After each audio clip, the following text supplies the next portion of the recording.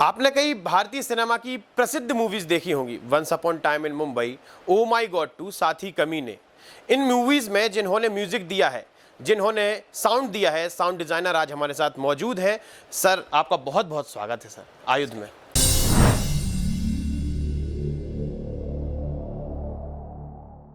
Sir, आपने बताया जैसे, और आपके बारे में पढ़ा भी है कि पहले आप एक्टर बनना चाहते थे, तो एक्टर से सर साउंड डिज़ाइनर का सफ़र कैसे सर शुरू हुआ और कहाँ से? नहीं, पहले तो एक्टर इसीलिए बनना चाहता था कि गांव में जब था मैं थिएटर करता था। और जब शहर आया, इंजीनियरिंग किया, मुझे हरदम FTI film TV institute India में पढ़ाई करना था। मैं कहीं ना कहीं फाइनली बहुत लेट इंजीनियरिंग के बाद नौकरी कर रहा था। मैंने उसके बाद जब मुझे पता चला तो मैं बहुत लेट ज्वाइन किया एफटीआई, आई गॉट थ्रू।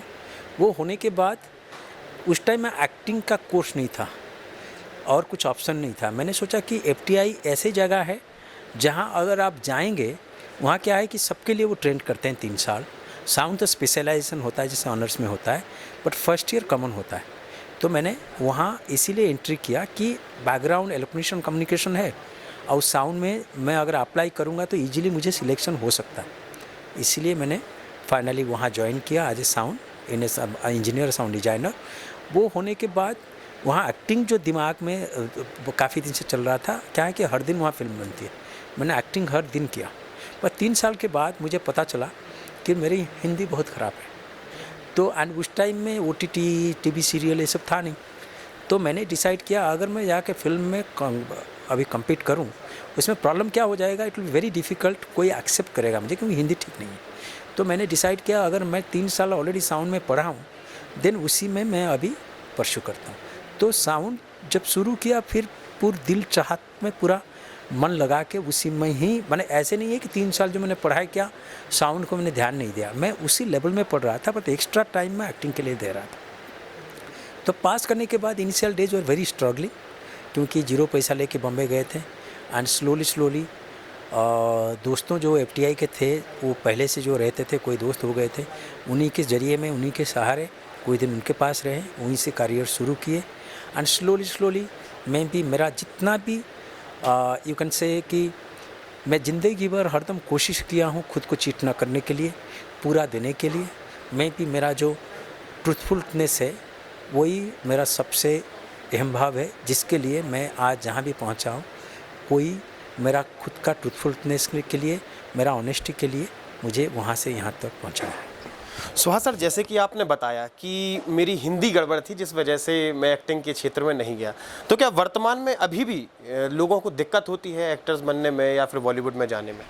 अभी तो मुझे लग रहा है कि दुनिया अभी पास आ गया है एंड कास्टिंग शुरू हो गया है। हर फिल्म इतना कंटेंट बढ़ गए हैं एंड ईच एक्टरों के लिए अभी काम है। क्या है कि पहले मेरे टाइम में क्या है कि कास्टिंग नहीं होता था, कोई डायरेक्टर देख लिया, प्रोड्यूसर देख लिया तो वो कास्टिंग करते थे, आपको ऐसे करने की ज़रूरत नहीं। बट आजकल जब आदमी लिखता है, डायरेक्टर राइटर लिखते हैं, वो दिमाग में उनका कलाकार बैठ जाता है। तो इसीलिए क्या करते हैं, ये जो कास्टिंग होता है ऑल ओवर इंडिया में कोई भी कोने से वो लोग, एंड आजकल ग्लोबलाइजेशन होने के कारण आज सिनेमा की राइटिंग चेंज हो गया है, स्टोरी चूजिंग ऑफ स्टोरी भी चेंज हो गया है।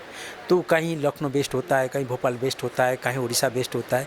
उसमें क्या होता है ना, वो स्टोरी के अंदर वहीं का अगर कैरेक्टर है, वो अगर हिंदी ऐसा ही बोले वो चलता है, जो कि कैरेक्टर का डिमांड है, जिसके लिए आजकल बहुत सुविधा हो गया है। शायद आज के ज़माने में मैं अगर अभी मैं पास करता, शायद मैं साउंड की जगह एक्टिंग को चुनता। सर, जैसे कि आप कई दशकों से कार्य कर रहे हैं इस क्षेत्र में, साउंड डिज़ाइनिंग का काम कर रहे हैं, तो सर ये कितना कठिन है और सर ये आइडियाज़ कहाँ से आते हैं साउंड डिज़ाइनिंग के? देखिए, कठिन तो हर चीज़ है। इवन माँ जब खाना बनाती है हमें लगता है कि बहुत सहज है, लेकिन हमें कभी परखते नहीं है कि माँ किस कष्ट दे के वो दुख जताती नहीं है। उसका मतलब नहीं है उसका खाना बनाने में बहुत सहज से वो करती है, क्योंकि वो एक्सप्रेस नहीं करती है, वो अलग बात है। लेकिन जैसे आप आजकल के ज़माने में जो राइटिंग होता है, राइटिंग में बहुत रिसर्च होता है। आदमी जब लिखता है कोई चीज़ें, वो बैकड्रॉप रखता है, भोपाल, लखनऊ, वहाँ का कैरिकेचर माने कैरेक्टरिस्टिक क्या होगा, वहाँ अगर कोई कैरेक्टर होगा तो वो बचपन या कहीं बिताया होगा ऐसे टाइप का कैरेक्टर होनी चाहिए, उसका लैंग्वेज होनी चाहिए, बहुत रिसर्च होता है। एंड ऑल्सो कोई सीन आप जब क्रिएट करते हैं, जैसे कि आप भोपाल से हैं, आप भोपाल में कोई जगह पे जाएंगे, आपको वहाँ के नुक्स आपको पता है। जब नुक्स पता है, आप जब कहीं भी वो क्रिएट करेंगे उस सेट पे, बट वो दिमाग में आपका चलता है। वो जब दिमाग में चलता है, दैट इज़ योर रिसर्च। आप उसी को, उसका छोटे मोटे चीज़ों को आपको परखे हैं, जिसके लिए आप रिक्रिएट किए हैं।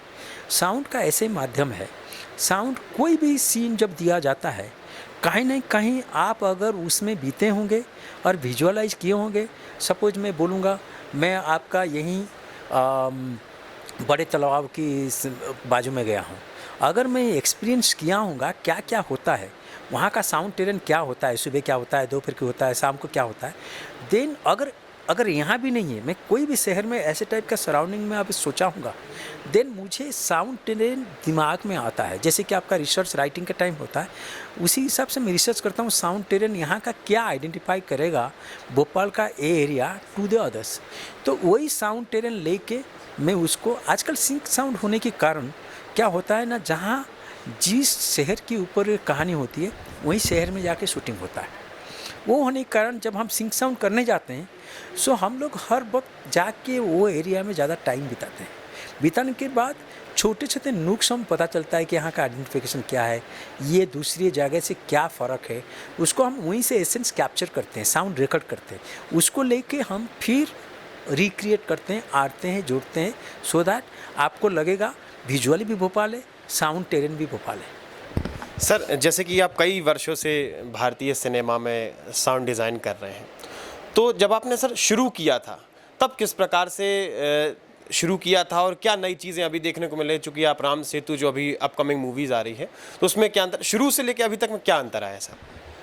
शुरुआत में क्या होता है, आपका ऑब्जर्वेशन, आपका जो परिपक्वता, ये सब होता नहीं है, क्योंकि आप बहुत शुरुआत में, आप खुद को भी देखिए, आप क्या है कि जब ज़िंदगी देखते हैं, दुनिया देखते हैं, मैच्योरिटी लेवल बढ़ता है, ऑब्जर्वेशन कैपेसिटी बढ़ता है, आप परखते हैं। उसके बाद क्या है कि डे बाय डे आप क्या करते हैं, शुरुआत में जो चीज़ें आपको मालूम है कि कर नहीं पाए, मैं भी वो आपको सिखाता है सेकेंड में उसको और बढ़िया करने के लिए, क्या मिस्टेक किए थे, सो दैट ये फिल्म में मैं और बेहतर करूं, कैसे करूं। तो उसी हिसाब से each film is a experience for you. आप एक फिल्म एट ए टाइम करते हैं, उसका जो आप कर नहीं पाए, किसके लिए नहीं कर पाए, व्हाट आर द ड्रॉबैक, उसी को लेके कैरी फॉरवर्ड करके नेक्स्ट में हमें करते हैं। तो अभी भी राम सेतु में, दो I am experience of 130 films, कहीं ना कहीं कोई फिल्म का इसमें रिफ्लेक्शन रहेगा। इसीलिए क्या है कि कॉन्फिडेंस, दुनिया देख चुके हैं, एक्सपीरियंस हो चुका है, इट बिकम ईजी। नया जो लोग आएंगे और मेरे बीच में यही है, दैट इज एक्सपीरियंस।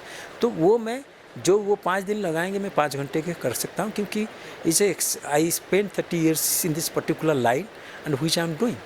तो मुझे लग रहा है कि अभी उस बीच में जो फ़र्क है, फासला है, एक्सपीरियंस है, तजुर्बा है, एंड आप दुनिया देख चुके हैं, जो कि आज आ रहे हैं, दुनिया देखे नहीं है। कल जो मैं कल था, आज मैं आज हूँ, एंड कल जो हूँगा शायद आज से बेहतर कर सकता हूँ। बट हाँ, आज I said with the honesty, अब ज़िंदगी में आपको लगेगा कभी कि मैं 30 साल से कर रहा हूँ, वही चीज़ें कर रहा हूँ, देन क्या है कि आप कभी भी किसी फिल्म के साथ आप कभी जस्टिफाई कर नहीं पाएंगे। Better you shouldn't work. Sir, एक अंतिम सर बहुत महत्वपूर्ण प्रश्न है कि सर बॉलीवुड में पर्दे के जो सामने होता है सर, उससे तो पहचान मिल जाती है, लेकिन पर्दे के पीछे लोग भी एक बहुत बड़ी टीम होती है, उन्हें सर बॉलीवुड में पहचान मिलनी शुरू होगी या कब मिलेगी सर उनको?